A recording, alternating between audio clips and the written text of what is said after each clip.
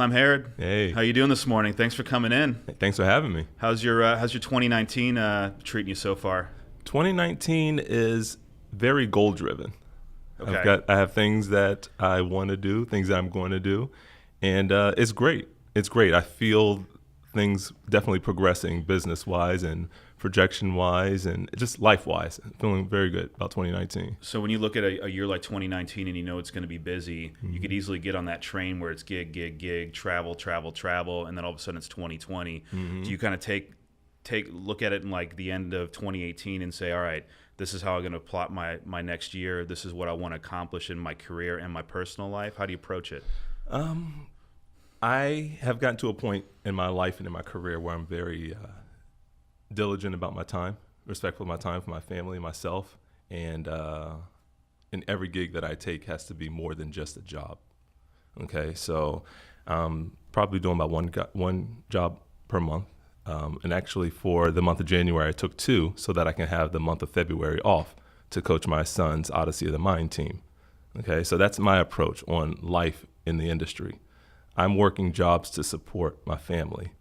I'm also very diligent about my budget and in understanding that each job is to work toward my annual salary. So I have shifted out of the mindset of gig, offer, take offer because I don't know when next job is coming type thing, and just trying to be more mindful of my influence on my family, my time with my family. So that's what 2019 is for me. It's definitely doing it different from 2018, 2017. There has to be progression. There has to be growth. There has to be evolution.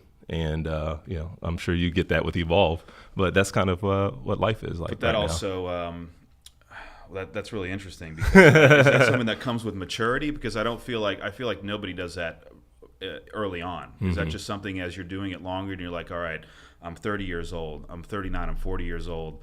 This is how I'm going to approach my career for the next decade and mature and look at it a little bit differently. Because I think after you've been doing it for a while, you understand that if you're good, the gigs are going to come. You don't have to take every gig. You take the right gigs, and overall, your stress level goes down, your family life is better. So it's all about balancing. But I think that this is something that could be discussed with people that are getting into the industry because you don't know all this. Nobody sits you down and says, welcome to the world of AV. You're 22 years old. It's going to be a wild ride. Right. Just so you know, this is how you should plot the next 10 years. And when you get married, this is where you should go with your career. A lot of people either figure that out or they don't. Or they don't, and right. It can go in 2 different areas. Right. And so that was probably the big thing for me. I wasn't figuring it out, and I almost lost everything. The one thing, so I got into this career basically through television production just from middle school, taking television production classes, going to a special high school in Miami, taking television production classes. So 2 out of my 6 classes were television production classes. I had to go to night school or summer school in order to graduate on time. Then Florida State, television production. Got my internship with the Orlando Magic, still television production. This has been my life, right? This has been my focus. This has been my first love, right? But through all of that, I grew up as a only child in a single parent household. I wanted a family, okay? So it got to a point where the career and the love for the job and the love for the industry was taking me away from or almost causing me to lose the one thing I wanted in life, which was a family. So I had to shift. I had to learn the balance. I had to understand what could this look like if I were to be more responsible with my time. And that was a huge part of my shift. I had to turn inward and understand what it is that I needed to do. Right. Yeah. Yeah, it's difficult because the road, it kind of soaks you in. I was talking to a friend of mine a couple weeks ago, and he used a term that I'd never heard before, but I thought it was brilliant. He's been in the industry for a while. He said, I went out to dinner the other day with some civilians. And he's not a military guy, but I totally understand what he means. It's not a normal lifestyle. And when you're in it, it can become normal. And time, you get sucked into that vacuum on the road. Yeah.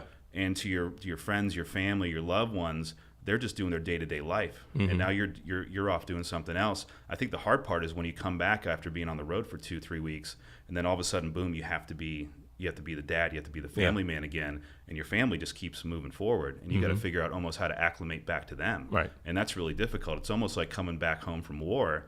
And I think what a lot of military people would tell you is like when you're in the trenches, you want to go home, but then when you go home, you want to go back out there. And I used to have the same feeling when I was a technician, is I just want to go home, but then after I do my laundry, I'd be home for a couple days, I'm ready to go back out. And I think it's because it doesn't feel normal. Well, it's hard to snap out of it. It is. There's a reacclimation period that you have to go through, and I've spent time speaking with counselors and other military people just to understand what it is that we go through. What am I feeling?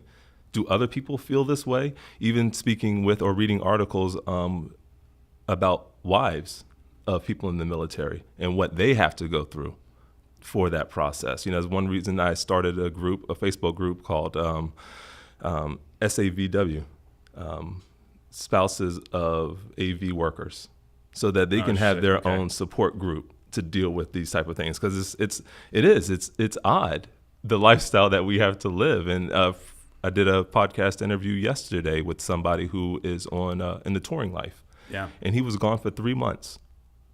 That's 2,160 hours gone.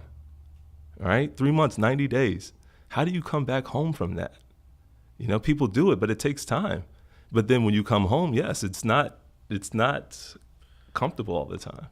So it's almost like you have military wives, and they understand what they're kind of preparing for. Obviously, hopefully you're gonna come home alive after you go to do a gig. Yeah. But it is a similar mindset, especially when it's under all that stress. Then you come back to home life, and it's just there's that adjustment period. But again, nobody teaches this. Nobody prepares you for it. So you just end up dealing with it. I can say it's a lot easier when you're a single person and you don't have a lot of responsibility. You're flying all over the place. You're making good money. It is very romantic and it is very sexy, but it's really hard to come down to earth. Right. And that's why you kind of have that progression plan. All right, I'm going to do this for 10 years, but then past that, I'm going to try to get more on the sales side of things, or I'm going to start a company. That's if you're planning. That's if you're planning. If you already have that mindset. Some people don't. Like you said, it's a very romantic industry. It's a very romantic lifestyle, especially if you're a tech person, because technology is constantly changing. Excuse me. As you do well and progressing in the industry, you're constantly getting your hand on the newest things, the newest toys, the bigger shows. And what was happening to me is I was forgetting about, as I'm constantly working toward that, I'm forgetting about the things that are back at home. So yes, I have a wife, I have 2 beautiful children, but some people are single, right? But you still have a lifestyle at home, or you still have friends, or you still have family, and those people will miss you, or you will miss them, and certain aspects can be lost. Right.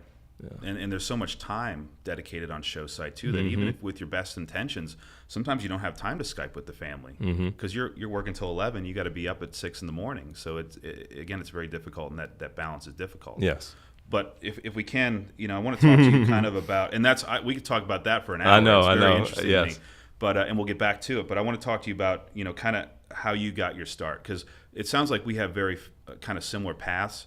So I started, when I saw Wayne's World in '92, yes. I was like, I remember public access television was the TV channels that you skip past to get to MTV. So it was 21 through 24. MTV was 25. Then I saw Wayne's World on Saturday Night Live, and I was like, oh, this is really interesting. Like I can make television, like I can go in and use these facilities. So I really got into public access TV and volunteering and doing that sort of thing. I did that for a few years. When I got to high school, it was a brand new school. They had a studio, and they were like, "Hey, we hear you volunteer at this TV station. Why don't you run our television station, or our thing that we have in the library, which is basically some editing machines and cameras and whatnot." So I did that for a while, but in my mind, I'm not thinking. I don't know anything about live events. Nothing. So then I get a job at a company right out of high school. Doing QC, doing some, doing duplication, digitizing on an Avid, and they just happened to do live event production as well. And I got called in one day to help out. I basically turned the lights on and off during video rolls, and that was it. Because to me, like editing. So you were an LD? I was an LD. Yeah. I started out as an LD. So I started out here, and I finally progressed in the video. Right. But it was weird because I wanted to go. I was sure that I wanted to go into film and television. And then once I got in that live setting, to me that was a lot more exciting than digitizing tapes and doing duplication. So boom, ever since then. This is my 21st year in the industry. I've been on that path. So sounds like you were on a similar path. When did you kind of go from doing production to, okay, now I'm doing live events? And do you remember your first gig? Yeah, I mean, I started doing live events at church, and it's a good place to learn, right? Yeah, I mean, I started it in church in I want to say middle school. In middle school, it's either middle school or high school. But yeah, I wanted to be in the communications department of my church. I was taking television production classes in middle school, and they told me I was too young, but that's what I wanted to do. I just felt like it interested me. And so I waited another year to continue to take my classes, and I went back, and they welcomed me into the communications department at Jesus People Ministries in Miami, Florida. And I remember some of the services and just understanding how to go with the flow, especially at the church. You're flowing with the Spirit. Right. Whatever your beliefs. At my church, it was you have your laying on of hands, you have your praise and worship, you have the pastor on the stage, and the pastor is walking back and forth just like a presenter with a message, right? But then you have your praise and worship, and you're shooting the different people in the audience or the people playing the instruments, and you're zooming, you're pushing, you're racking focus, you're helping to tell a story. Mm-hmm. And that was my start. And then from there, it's just that level of understanding continued to grow, because I did that my entire middle school and high school career. And so as I'm taking television production classes in school, that level of understanding continues to grow. From there, Florida State, and then I get into sport production, because there was a lot of money in the marketing and the promotion of the athletic program at Florida State. I was there from 97 to 2001, and we won a national championship while I was there, while my friends and peers were in the stands cheering. I was underneath the scoreboard shooting every single football game, basketball games, shooting those, directing those. We had arena football, we had ice hockey. All of this is in Tallahassee. Golf, swimming, you name it, volleyball.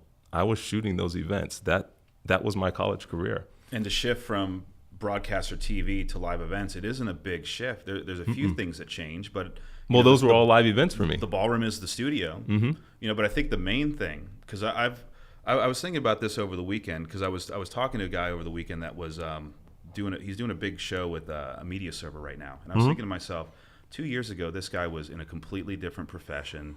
Had no idea about anything in the industry, and then all of a sudden, and now he's doing a big project, right? So I think the key number one thing is work ethic.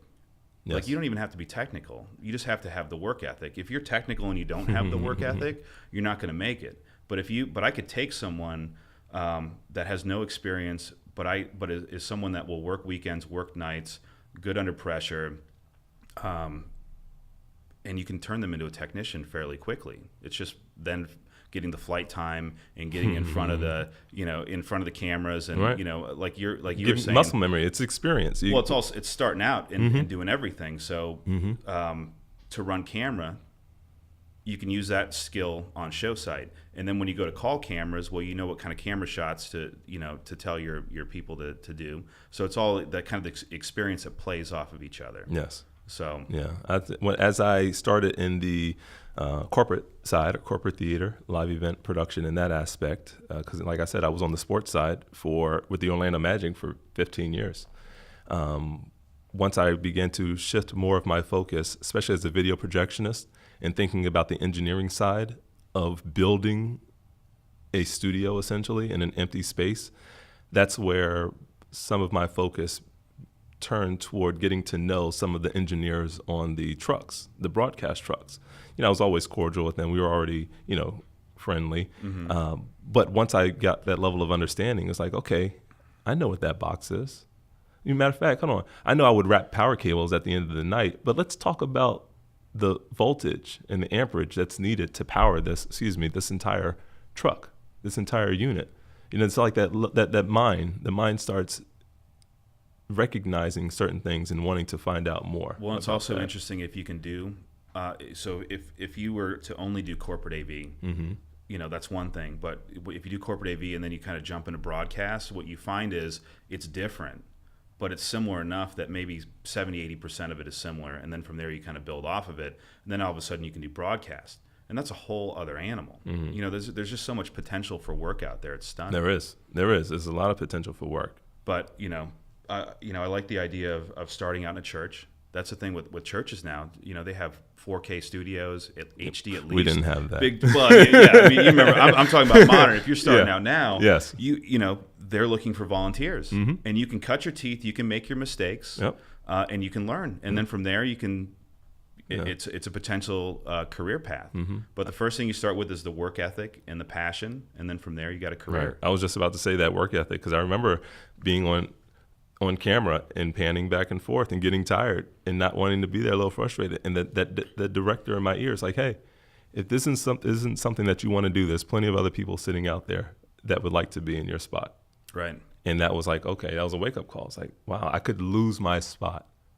Something that I wanted, I could lose this opportunity if I don't perform the way that I need to. Now, moving forward a little bit, how did you get your first? What was your first? How did you first get into corporate AV, and what was your first show like? Okay, so I started with the Magic, right, and one of my mentors, a camera operator, Steve Ballmer. Okay. He was Steve. Yeah. So yes, everybody. If you know Steve, he's been around for a while. He's a personality. He's a good guy. He loves his Chiefs. But I'll tell you one thing: when Steve is loyal to you, he's loyal to you.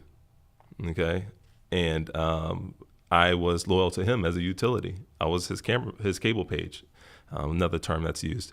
And he liked my work ethic.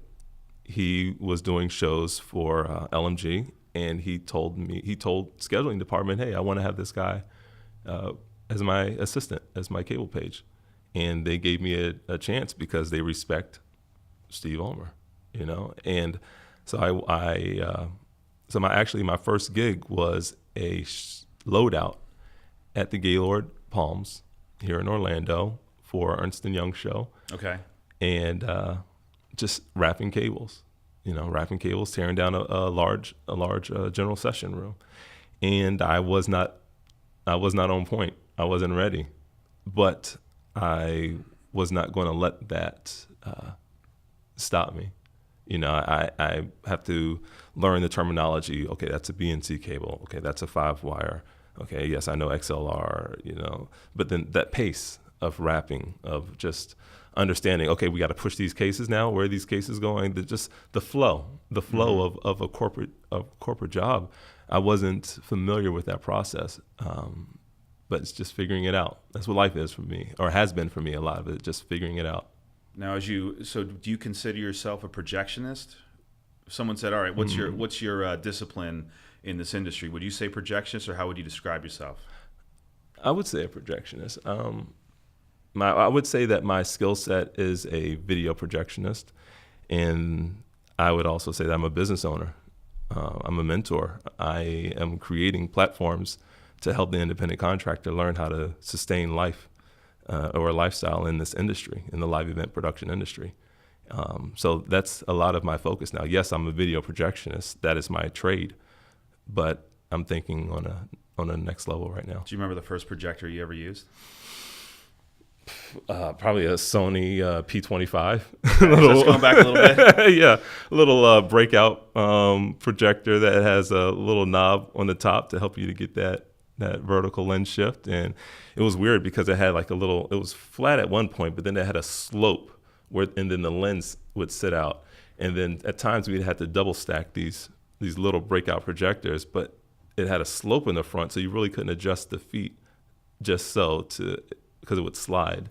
Okay. It was fun. Okay. It was fun. Now, how do you see the industry changing right now? Obviously, shows are getting bigger. Mm-hmm. Projection technology is evolving, obviously, with laser, and now we're moving into 4K. But the other technology that we're really seeing making a rapid rise is LED. Mm-hmm.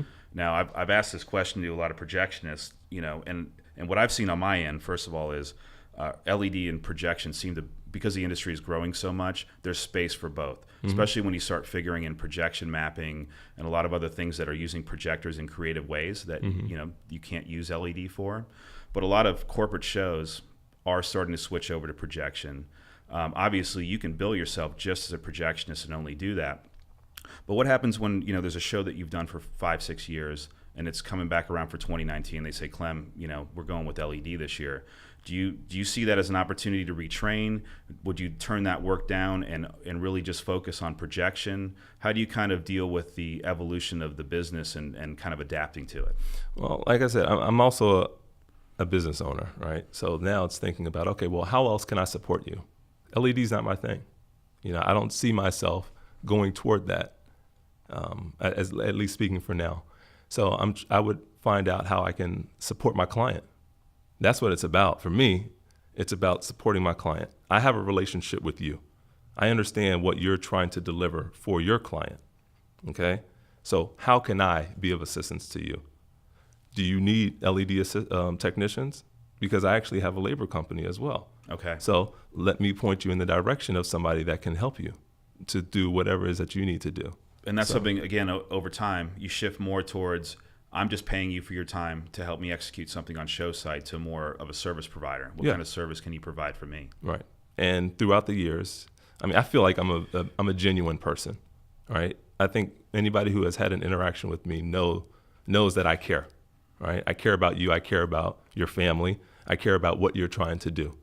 And that's the same thing, the same way I approach my work. That's the same way I approach my show. What are we trying to accomplish? How can I help you? Or how can I provide somebody that can help you to achieve that? Anybody who I work with, anybody who I place on a job has that same work ethic. We're trying to deliver an end product. So I guess advice that you could give to another technician would be, as you're doing this longer and longer, you really have more flexibility. Mm-hmm. You don't just have to do one thing or be dedicated to one doing projection or just being a high-res switch operator. You can bring more to the table. And that's something that you can kind of, maybe you don't do that on day one, but as you've been in this industry for decade after decade, you can bring more to the table and do more for your customer. Well, you have to evolve. You have to grow. And if you don't, then you'll miss your spot. Same thing as when I was doing camera back in church. If I didn't evolve, change, do better, I was going to lose my spot. Yeah, evolve Same or die, thing, right? Right. In this industry, if I don't evolve, grow, change, think about how I can be better, then I'm going to lose my spot. And I'm constantly trying to move with the industry. Things are changing. Well, the other thing too is like the one thing we can't control is time. So we're going to get older and older, and young bucks are going to come up that are they'll work faster, they'll work harder just because they have youth on their side. But they don't have the experience. They don't have the experience. So what you have to figure out as you get older is, okay, I might not be able to run up and down the scaffolding like I used to, but I can bring this and this and this to the table. Mm-hmm.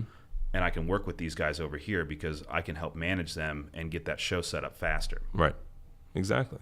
So let's talk about something I found really, really inspiring that you're doing, which is mentorship. And I think it's really important because I have a personal mission, and I think you probably have the same mission as well, which is, I'm tired of being in an industry that pays really well. You don't have to have a college education to get into this industry like we were talking about earlier. You just have to have a really good work ethic. Mm-hmm. And we're really hungry and starving for people to come into it because there's not enough people that know about our industry. I think 99 out of 100 people that I would interview, if I asked them how'd you get into this industry, it would be completely by accident. There's no guidance counselor that would sit you down in high school and say, hey Clem, I think that you would have a really good career path if you went into live event production. It's all by accident. So I want to talk about what you're doing with mentorship, and kind of talk about that, because I feel like the industry that we're all working in is young, and there's people that are in the industry now that will think of things like this and help take things to the next level, so that when in 10, 15 years people look back on this and this won't even be a thing. Right. Right. Of course I plan to be in this industry. This is what I as a kid I dreamt about doing this. Now it's a complete accident. So we're going to work to hopefully change that and make that better. So kind of explain to me how you came up with this idea of mentorship, what you've done so far, and where you want to take it in the future. Well, I've had a lot of mentors. that's how I learned video projection. That's how I learned about the industry, through people who shared with me, people who appreciated what I brought to the table and were willing to share with me. So I basically built my whole company off of coaching, leading, educating, and mentoring. So I've taken my name, and it's an acronym, because that's what I try to be. That's what I aspire to be. Somebody who can help somebody along the way. And so, yes, I take my time and I go to high schools. I talk to television production classes. I, on site with a stagehand, with anybody, just constantly trying to show them how to better manage things. So how can I, like I said, how can I help? How can I be the best for you? All right. So with those high school students some of those high school students that I met with, I had a job in Tampa, and I worked out a opportunity for some of those students to come to the job site. It was a scheduled field trip with the school. So now they had a field trip to come on show site and see what that television production class can lead to. Because when I was taking television production classes, no one came in to explain this is what it could lead to. This class could lead to all of this. How do you start the conversation off when you first walk into a classroom? You're like, all right, kids, how many of you have ever heard of live event production? How many of you have heard of AV? Because you could start with AV and say, what do you think of when you hear the word AV? And most of them will say, well, I think this, right? And you could say, well, that's not really how it is. I'm here to talk to you about live event production and why it's really exciting. Well, I start off just pulling up my Instagram page. Just showing pictures. Just showing them pictures, because it's visual, right? It's visual. And then I'm explaining it to them as we're going through. And certain things will spark their interest. Oh, what's that? Tell me more about that. And I'll tell them about that. Matter of fact, that was in Pasadena, California. I got paid to travel to Pasadena, California to set up that event. And they're like, what? You traveled where? You did what? And you did this? You worked with how many people? And then you get into the money thing. Now people see an opportunity. I can make how much money? And travel and go where and do what? And it starts with work ethic. It starts in that classroom. Yeah. It starts in that studio. It starts with being dedicated, or it's like it's so many little things that it's understanding what people's motivations are. Well, and it's working them through the process too. Like, you're not going to get the travel and money on day Oh, one. of course not. But you can get that. But I tell them that it starts with pushing cases. Right. If I tell you to run a cable from this location to that location, that's where it starts. It starts with being available. It starts with having a tool belt with key things in it. You need to have a pouch. You need to have a Sharpie. You need to have a Leatherman or a utility knife. You need to have a C-wrench and a headlamp or a flashlight. And then just that's where it starts. And show up on time. And be prepared. And don't ask me what time we were leaving. Like, if you're on a show site, then you're working the day. We have you for the day. You'll get compensated for your time. But yeah, it's just And then eventually difficult. What you get is, if I'm hiring you to come to Pasadena to do a show, I'm not just filling a vacant labor position in my show. I'm hiring you because I know you're going to help the job be successful. Right. So yes, I'm paying you a good amount of money I'm to come do that. I'm not hiring a video projectionist. I'm hiring you. Right. Because I like you and I respect you and I know you'll do a good job for me because I'm trying to do a good job for my client. And that's the other thing that I don't think is talked about at the beginning too, especially when you're talking to kids who just want to get into this industry. It's like, yes, you're going to start out bolting truss together. You're going to start out doing sets and strikes. It's not going to be You're going to start off putting up pipe and drape. Unloading trucks in the rain building in deck. July in Florida. You're not going to like it, but what you have to understand is it's not going to take you 10 years to get to where you want to go. It might take you 2 years. It might take you 3 years, as long as you have the right kind of work ethic to get there. But that's the process that you have to follow. And as you're doing that, basically you have to say, all right, when I'm showing up to bolt my first piece of truss together, that's the start of me building a brand. And once your brand is built, then you're basically just turning work down, right? Because there's only so much time that you're willing to sell, right? Right. So you're probably turning down more gigs than you're actually accepting. Am I right? People probably call you, hey, Clem, I need you next week. I'm sorry, I'm booked, or I'm taking But a I week say that off. very humbly. I do. Yes, I turn down more work than I take because I just don't have the time. I need to be, my son is competing and I'm coaching his team for Odyssey of the Mind. It's a critical thinking competition. Like, that's beautiful. Like, it was just my mom and I. My dad wasn't in my life. And so if I'm constantly working and taking jobs, I'm not there to You'll never raise get my that back. children. You can't go back in a time machine Right. and be there again. Right. And so now my children will only learn half of who they are because they're only being taught by their mother. Because I'm gone on the road, helping to build somebody else's brand, helping to build somebody else's company. I look at my family as my company. That's my time. That's where I'm supposed to build them up. Right. And, so it's important to me to help, one, to have the conversation with, I force conversations a little bit on show site. Asking people, what's your plans for retirement? What are you thinking long term? How much, how long are you in this run for? And I don't think people ever really think about that. But isn't that also like people that have been in this for a while that are starting to get a little bit more gray hair, getting a little bit older? You talking about my gray hair? I mean, you dye yours. I'm sure you dye yours. No, I'm not dyeing it yet. I'm coming close. I've thought about it. But isn't there a part where you should give back? I mean, if you've been doing this for a while and you have all this knowledge and you don't share it, and you don't, like, if I could go back in time and tell the younger version of myself all the things that I've learned, I would. Mm-hmm. Oh yeah. So I think we almost owe it to the industry. Right. People that have been doing this a while owe it to the industry to help people learn about it, help people get into it, because that's the other thing that we can't forget either is it seems easy now, but as an outsider, like looking in, it's like, how do I ever get to that level? How do I ever get to that position? It seems like a big mountain to climb. It's like, okay, it's not so hard. Just this is the path that you need to get into. And then from there, talk about, okay, this is how you need to, if this is going to be your career, this is how you might want to plot it out so you have a long, successful life. And that isn't about making more money than you made last year. It's about how's your marriage doing? Not just how your career's doing. How's your career doing? How's your marriage doing?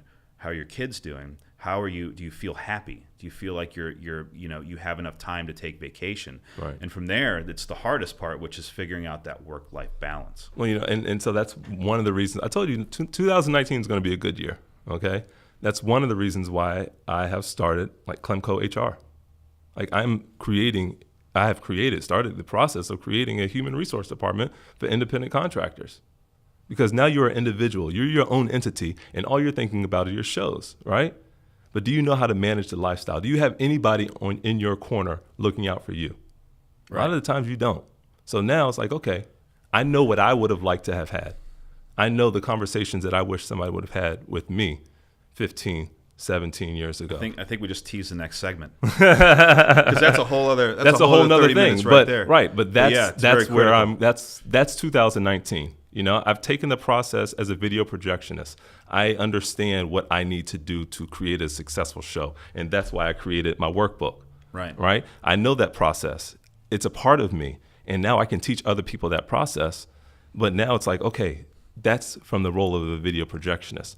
But how do you teach that as an independent contractor? How do you make that more global? And that's where I am. Now, if we let's go back to someone that's a budding future technician, right? So you're going to the school. Obviously, if you were to talk to 30 kids, maybe half of them, some aren't interested. Some, okay, this isn't really the career path for me, but I'm sure that there's some that you look at them and their eyes are lit up. They had no idea that this was a career path for them. They're getting really excited. So you're talking to them, you're getting them excited the industry. You're also doing some on-site workshops, workshop mentorship, that sort of thing as well.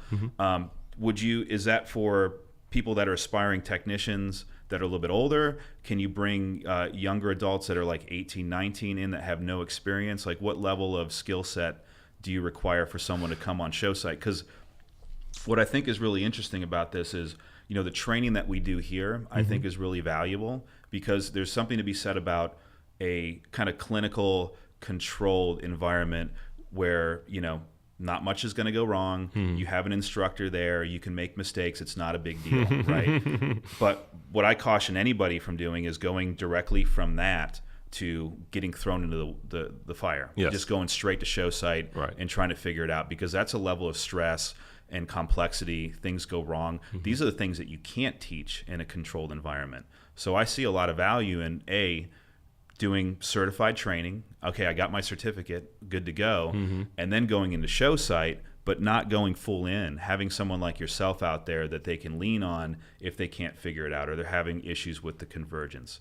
Right. So can you kind of explain to me, how you what you're doing with the on-site training? Right. Because I think it's great because nobody's doing it. Mm-hmm. This is a part of something that you're doing that you're really it's really unique. I don't remember the exact word that you used before, but I'm on a mission. Like this is what I'm supposed to be doing. And part of that is helping to educate people. So whether you're a stagehand, whether you're a first-year projectionist or I've had an 8-year projectionist take one of my workshops, right? Because there's that level of understanding, that level of exposure. Just recently, this last week, I had a PA on a job. He shadowed me on a job because just that exposure to understand what else is there. What else can I do? Because I'm a PA and I'm not feeling this. I'm not enjoying what I'm doing. And I know that there's more opportunity. Let me see another side to the industry. Right. Yeah. Let me see another side. And so it's that greeting, that one-on-one meeting. We're sitting down, we're talking about the process, we're having conversations beforehand as far as like understanding what the show will involve. There's different levels of workshops. You've got your rear projection, your front projection, your standard blend screen, your curve screen. All of those are different levels. So now it's understanding, okay, what's your skill set? What are you trying to learn? Where are you trying to advance to? Okay, let's find a workshop that fits your desires. I might learn that I don't really like projection, right? Because that's not for everybody. You might, right? Now it's okay. Now understanding that I'm going to taper the experience to what you're trying to get out of it. So now, say you're an audio person. Okay, well, you could still take the workshop, but now I'm going to introduce you to some people who are actually working in the field, doing things on a professional level. You're having the opportunity to see the rig being flown in the air. They get to be on headset with you too, kind of listen to the show chatter and all that sort of thing. Yeah, I mean, you're not going to talk. You're not going to, but you're going to sit there and yes, you're listening. Listen. You can loop through. We can easily loop through the headset, and now you can listen to calm. You can see how it goes, And I'm very grateful and appreciative for those clients that allow that to happen. Because I'm doing something different, right? And not everybody's willing to do something different because it's not comfortable. Okay. There are certain clients that are willing to allow that to happen. And I'm very grateful for those. So that was going to be my last question is obviously you would talk to the staging company and say, here, this is what I'm looking at doing. Mm-hmm. Do you find most of them to be perceptive in this? Because I feel like it wouldn't really get in the way. Because at the end of the day, they're hiring you to get the job accomplished. Now, if you bring a couple people there to shadow and help out, it's almost like free labor to them, right? And they're covered under my insurance and liability. They're there to help you out. Right. So I haven't had too many issues with it. It's just the understanding, people being comfortable, and it's also following the right chain of command, right? You talk to a scheduling department, that's not really their bag. You got to go a little bit higher. You got to go a little bit higher. This is what I'm thinking about doing. This is why. But people know me. People trust me, and they know that I have. At least I feel like people realize that I have the. I'm looking out for the industry. And I'm looking out for the people within it. That's all I'm trying to do. So finally, what's your what do you think when you take the pulse of the industry and kind of look at the next 5-6 years? How do you feel optimistic? Are you bullish on it? Do you feel like this is just going to keep growing and there's going to be more and more opportunities? Because I see no sign of it slowing down across the board. Right. You see new hotels, convention centers going up. It doesn't seem like it's going to slow down. How do you feel about it? I feel pretty bullish. I'm gonna tell you something. I'm a very optimistic person. I was homeless for a while. Right, I grew up homeless. I grew up in inner city Miami, just uncomfortable lifestyle. And to be where I am now, because of an industry, because of work ethic, because of following my passion, I'm an optimistic person. The industry is going to be fine. It's a matter of educating the people of how to manage the lifestyle of the industry. Right. It's true, because the industry's never let you down. No. Right? You can trust it. I can trust it. I can depend on the industry. Now it's a matter of teaching people how to manage the industry. Well, you want to stick around and do another segment? We'll talk about that? Of course. All right. I like to talk. All right, Clem. Thanks for coming in.